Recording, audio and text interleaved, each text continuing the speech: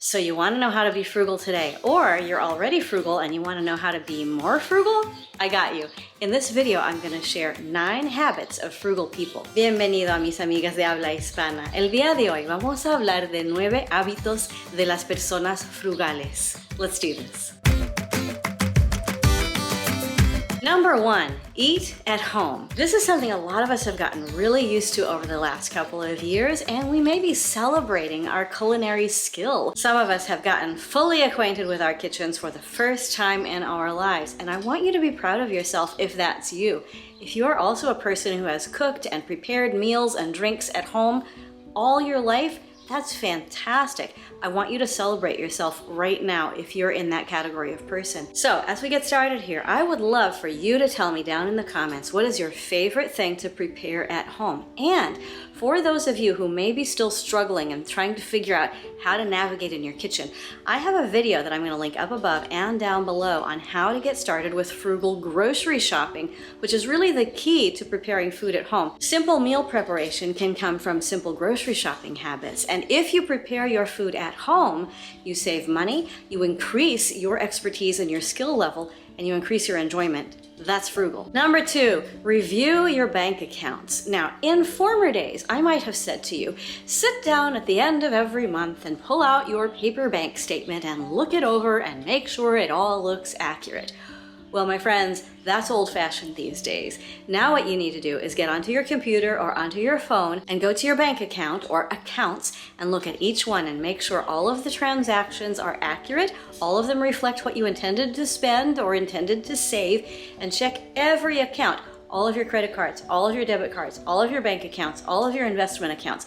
Make sure everything reflects your intentions, because sometimes you have a charge that comes through and you think, oh yeah, I forgot to cancel that. And then you can cancel it and you save money next month. Sometimes you go, wait, did I spend that much money on coffee last month? That would be me, by the way. Then you can know so you can stop it. It helps you to understand your priorities and how your spending is reflecting or perhaps not reflecting your priorities. It helps you catch mistakes. It helps you focus your entire frugal life. So check your bank accounts. Now, if you need a little bit of help with how to navigate this, I have a whole playlist on budgeting that will help you get connected to your bank accounts and set your finances on a good path. Check out that playlist. Check your bank accounts and live frugally. Number 3, if you have not done so already, consider canceling your cable. For some people, this is a tricky thing because sometimes cable subscriptions come bundled with internet subscriptions. Now is a really good time to look at those subscriptions and see, is it still essential to have that cable subscription in order to get your internet? Is there another way to do that? Look at your options again. Even if you looked at them, say, a year ago and you think, I'm doing the best I can. Absolutely you were then, but check it again and make sure that you are doing what really works for you. Most of us don't need cable in this day and age because, hey, we've got YouTube. I mean, there's plenty of Frugal Over 50 you can watch. Cancel your cable. Number 4 is one that I just read and it intrigues me greatly. I want to know if you are trying this yet. It's called the 1 in, 1 out clothing rule. This is brand new for me. I am so intrigued. The idea is if I buy a shirt, I have to get rid of a shirt. If I buy a pair of pants, I have to get rid of a pair of pants. What do you think of this? I keep a very minimal wardrobe and I usually wear everything until it wears out. So by the time I need to replace something, I'm actually throwing away a couple of things or turning them into rags. So I am thinking I probably do this instinctively, but I'm curious, do you do this 1 in, 1 out rule for clothing? I just want to know, what is it like? If you do something similar or something of your own devising that keeps your wardrobe working for you and also working for your wallet, put that down below in the comments. Let's talk about it. And if you're getting value out of this video, please give it a like and consider subscribing if you haven't already. I am so glad that you're here. I want you to stick around. Let's keep our community growing and let's keep talking. Number 5, it is summer. It is travel season. You may be going somewhere. How about this? Don't buy a souvenir. Take pictures. Have experiences, work within your budget as you travel, and then come home without souvenirs. Now you may be budgeting for souvenirs like maybe a representative piece of art that comes from the place that you're visiting or a particular style of clothing. That's fine, that's included in your budget. What I'm talking about here is Those just little knickknacks and things that you see and you think, oh, that'll only cost me a couple of dollars. It's a mindset thing. If you're willing to spend a couple of dollars here, then you're gonna be more willing to spend a couple of dollars there and a couple of dollars over there and then a couple more dollars over yonder. And then at the end of the day, you realize you've spent a whole lot of money.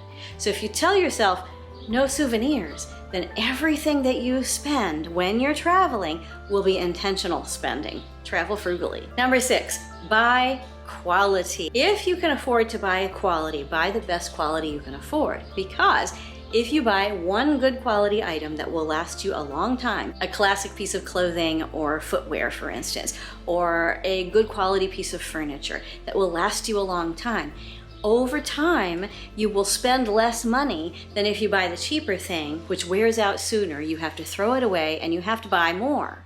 It is true that if you buy cheaper, you are not spending as much. But over time, you may discover that your wallet is lighter and lighter and lighter. So buy the best quality that you can afford with the budget you have, because that is frugal. Number 7, so you are a giving sort of a person. You want to help the world. You want to make it a better place.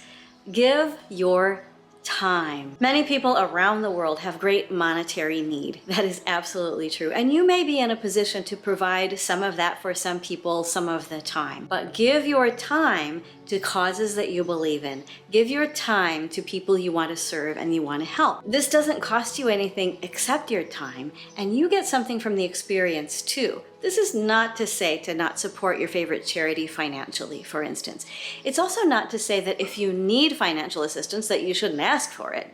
No, ask for help if you need it. But where you can give help, think about what you can do with your time and make it a priority this year to give your time to something that you believe in. Number 8, say no. In our conversations here in the comments on many of our videos, a lot of you have talked about how you feel kind of isolated on your frugal living journey, and it may feel easier to say yes to friends or family members who are not on the frugal living journey that you're on. They may not share your priorities or your values or, to be honest, your needs.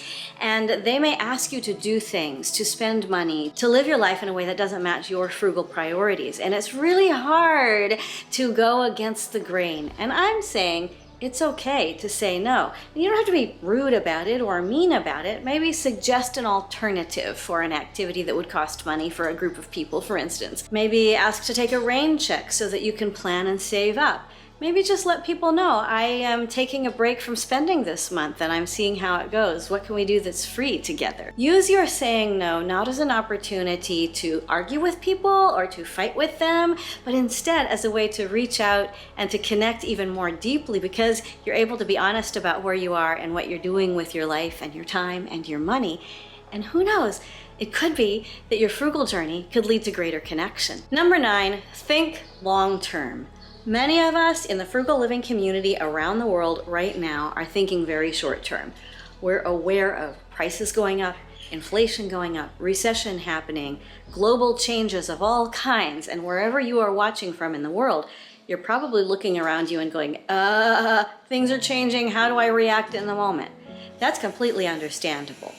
But keep your eyes on the long-term prize, whatever that long-term prize is for you. Where do you want to be in 5 years? Where do you want to be in 10 years, in 20, in 30, and beyond? What is your ultimate goal for your life? What do you want to leave behind when you have gone? What is your legacy? And any purchase that you make, from small to large, any investment that you make from small to large, any investment of your time that you make, put it in that long-term context. This could be as simple as, am I going to buy the broccoli or the candy? Or maybe a lot of broccoli and a little candy. Because the broccoli is good for me, the candy makes me feel good for the moment. A little bit of what feels good in the moment is great. The choice that helps you in the long term, even better.